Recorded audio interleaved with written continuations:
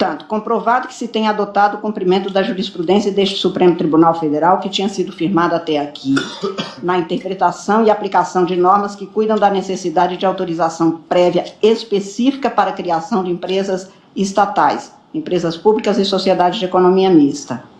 Considerando que o Supremo Tribunal foi instado a se manifestar há quase 2 décadas e o fez quanto à interpretação e aplicação das normas do artigo 37, incisos 29, 19 e 20, e fez prevalecer um entendimento segundo o qual as empresas subsidiárias não dependem de autorização específica para serem criadas nem para serem alienadas, o que não vejo, no entanto, relativamente às empresas estatais, as empresas públicas e sociedades de economia mista. Considerando ainda que as empresas estatais têm acolhido essa jurisprudência, como fez o Tribunal de Contas da União, como eu citei, ao ser questionado especificamente, por exemplo, no caso da Petrobras, e exigiu o resguardo dos princípios constitucionais da administração pública e de procedimentos seletivos que dessem por cumprida a feitura de um processo licitatório.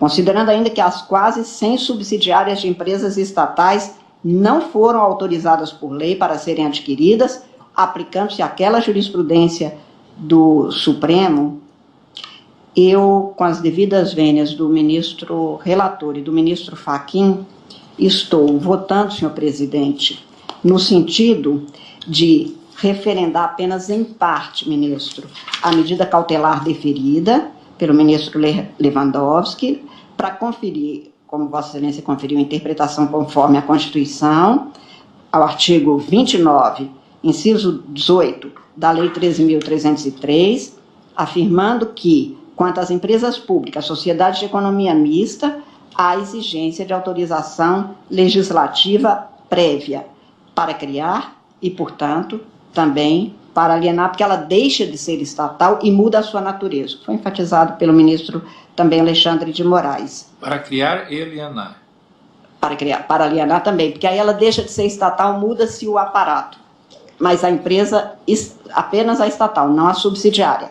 Porque o não referendo à parte, não é holding porque ela é a empresa matriz, mas ela continua com objeto específico. A holding na empresa particular, ela nem tem atividade. Então, por exemplo, a Petrobras, de novo para ficar no exemplo da Petrobras, ela se mantém íntegra e ela desinveste às vezes, e inclusive privatiza mesmo, embora a privatização seja imputada sempre ao Estado, à pessoa União, para investir naquilo que é dela. Porque, por exemplo, dar um exemplo que a própria diretoria me ofereceu, ela investiu em fertilizantes, que não tem nada a ver com petróleo. Isto compõe o portfólio dela.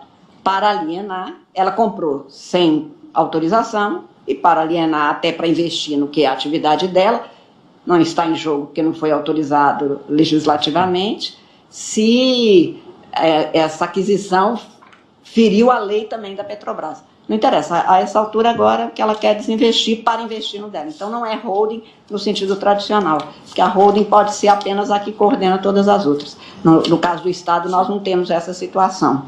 Então, eu não referendo a parte que se refere à necessidade de autorização para criar e para alienar o controle acionário das subsidiárias, coligadas ou controladas, aplicando-se a estes o mesmo entendimento firmado no precedente do Supremo Tribunal Federal, basicamente a ação direta de constitucionalidade 1649.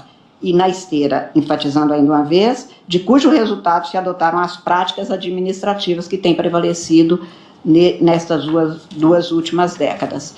Então, presidente, eu estou referendando em parte, só naquilo que se refere à necessidade de criação, de autorização por lei para se criar empresas públicas, sociedades de economia mista, e não estou referendando na parte relativa às subsidiárias. Em qualquer caso, entretanto, eu estou considerando necessária a licitação. Isso. O certame é necessário. Neste caso que eu considerei necessário, né? É como voto, senhor presidente.